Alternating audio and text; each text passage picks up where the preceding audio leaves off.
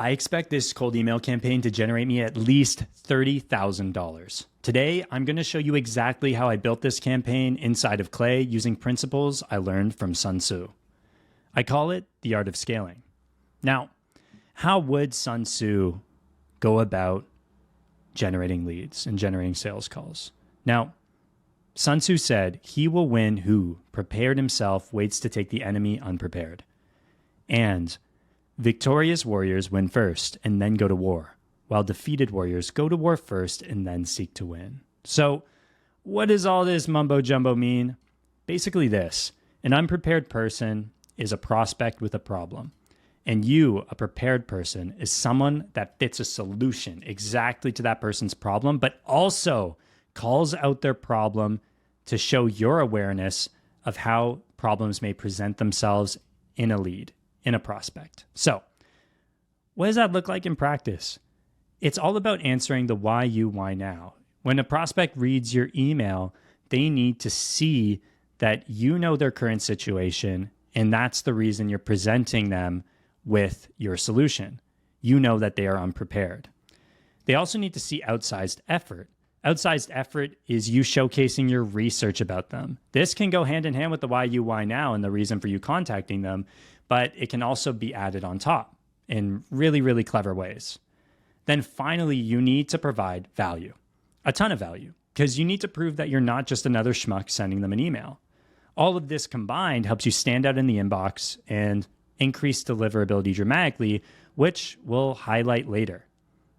Now, one last thing it helps you do is create campaigns that are actually multi-step campaigns and layered campaigns. Really, you'll get to do 2 campaigns per prospect list to maximize results, which I'm excited to show you.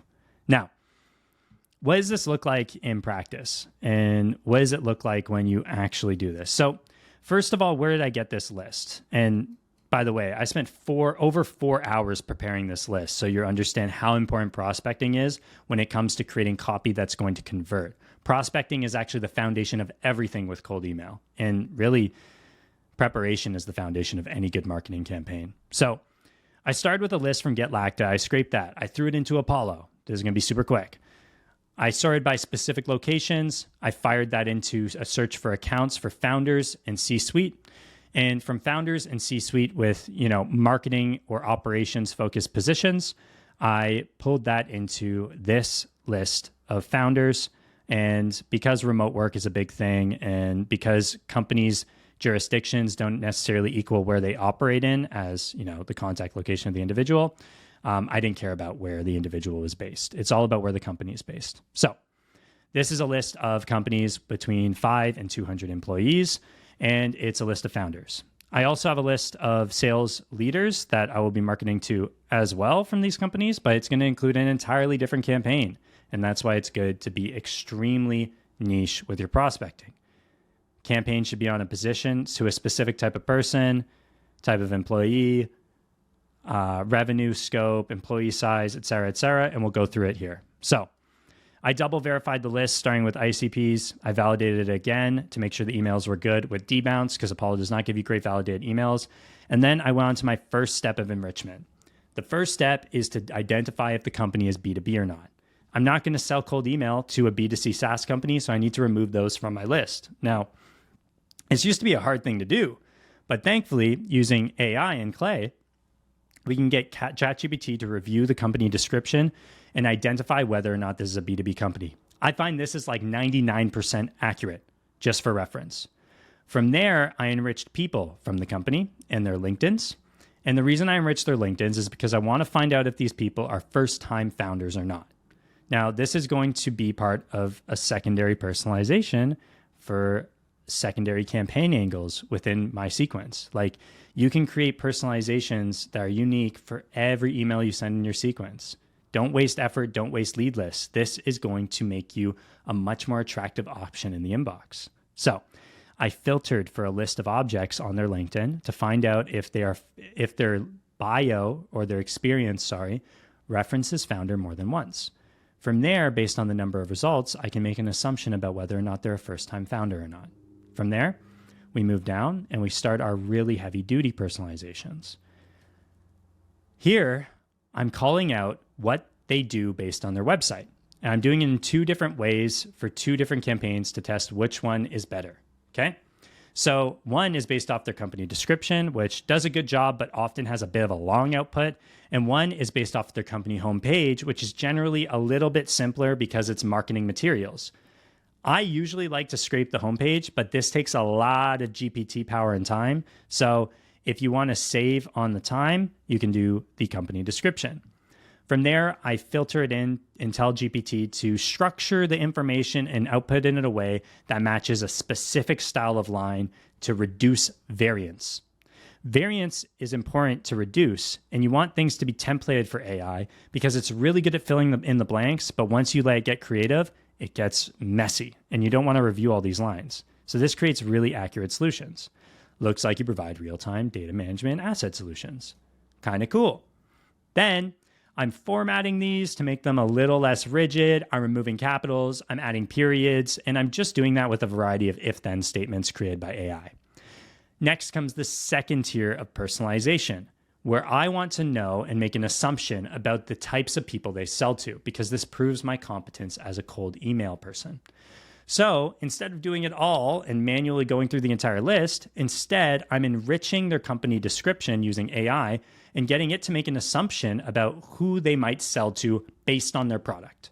So the output looks like this: airport operations managers, seaport operations managers, facility managers, chief information security officer, IT manager, small to medium business owners. So even if this isn't super accurate, the way we present the information means that we're just taking a stab at it. And so it becomes a powerful personalization that shows that we're doing outsized effort. So I take that, I reduce it down to just 2 outputs because I don't need to tell them 3 things. It kind of gets a little bit long, makes it a little bit messy. And then I format it to add an and sign between it and add a period, etc., and fit it into a proper sentence. Next, personalization, because we're not done yet. We're still personalizing. We're still preparing the list. We're still listening to Sun Tzu, okay? We're going to find contacts, and this is where it gets super interesting. We're going to find contacts from the specific company that we're reaching out to that match job titles that include VP of sales, sales directors, and other sales leadership positions. And we get outputs on maybe 500 people in the whole list, but it's worth it because we get to do a call out.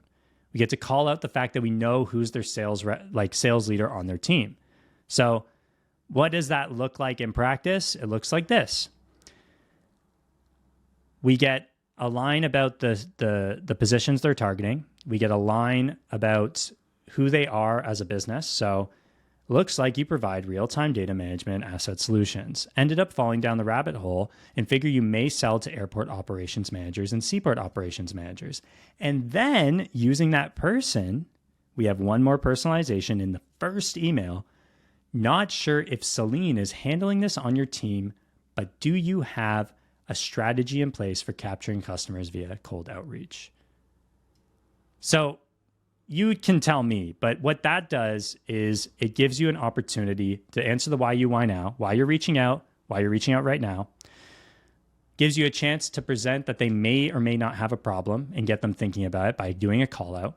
You show outsized effort by saying you know who their sales director is, or even, on the flip side, for all the other ones that don't, we can say that we didn't find a sales director on your team, which is arguably even better. Right? It just depends. We'll see how this campaign performs. And with that, you're able to prove competence. You're able to show outsized effort. You're able to answer the why you now. And when you transition into the resource, they're going to be really eager to see it. So I mentioned that we do 2 campaigns in one. That's because we actually create a whole nother layer of personalizations, one of which is noticed you're a first-time founder like me, so wanted to reach out, just make that connection. And with this, we actually personalize every single email. And we use a new angle on the other emails. So for the first time founder email, it might be, I imagine it can get super busy and overwhelming trying to figure out sales, fulfillment, etc. I just wanted to reach out because of that. And I had a strategy for you that hopefully eases the burden. So this is a campaign more around the founder's time. This campaign's more around, just increasing revenue, making revenue predictable, making sales teams busy. And we do this for all our campaigns. We have multiple angles because you want to capture the entire list. You want to capture the problems of the entire list, and you can't know problems for sure. You can just make assumptions based on data. So this is how we make assumptions based on data and extra qualify our prospects. Now, what does that look like in the prospect's eyes? Because that was a lot of shit. This is Spintax. We use this to increase deliverability, but thankfully, I'm going to leave Spintax out of most of this. But just imagine that a lot of these lines were Spintaxed. What you would see here is these variables in place of the text. So just checked out your site, and it looks like you provide real-time data management solutions. Ended up falling down the rabbit hole and figure you may sell to airport operations managers and seaport operations managers. Not sure if Celine is handling this already on your team, but do you have a strategy in place for directly marketing to the 98% of your potential ideal customers that may never visit your website? One of our other angles. Asking, because I've been building an outreach strategy to make your SDRs predictably busy each month. You can even own the system. This is kind of pulling back. It's the offer plus, handling objections. There's a lot of people that want to bring systems in-house these days, so we offer an option for that. Would it be all right if I record a quick video going over it? Awesome, and then adding a bit of humor at the end. So that's what the email looks like. It's longer than emails normally are these days, but I can guarantee you this is going to be one of our best performing campaigns ever. Hope it helped.